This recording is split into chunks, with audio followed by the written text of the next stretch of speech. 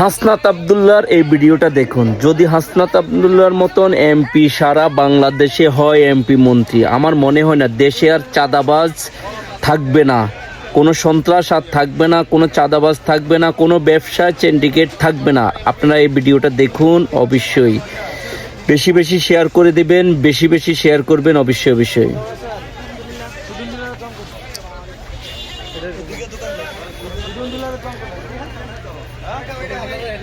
এমন যদি হয় আমাদের দেশ হয়ে যাবে সোনার বাংলাদেশ।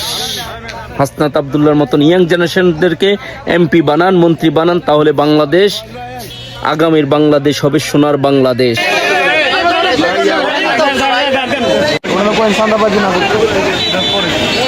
এই রাস্তাটা এটি কিন্তু তাদের অবৈধ ভাই, এই জায়গাটা অবৈধ, এই জায়গাটা অবৈধ, এই জায়গাটা অবৈধ।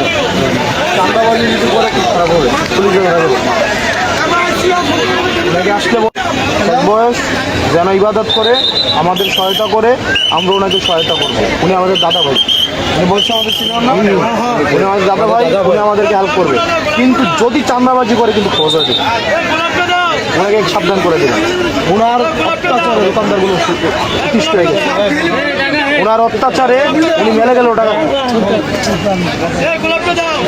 ওনার অত্যাচারে, এই সুদন ডিলারের অত্যাচারে দোকানদারগুলো সবগুলো অতিষ্ঠ। আপনারা অস্বীকার করতে পারবেন না? আপনারা মুখ খোলেন না, না না, আপনারা উনি টাকা নেয় না সবার কাছ থেকে, টাকা নেয় না, আপনারা অস্বীকার করেন কেন? ওনাকে বললেন, ওনাকে বলবেন যে এই নিয়ম মাইনা ব্যবসা করতে।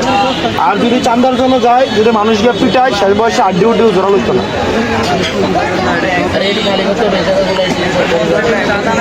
বুঝছেন?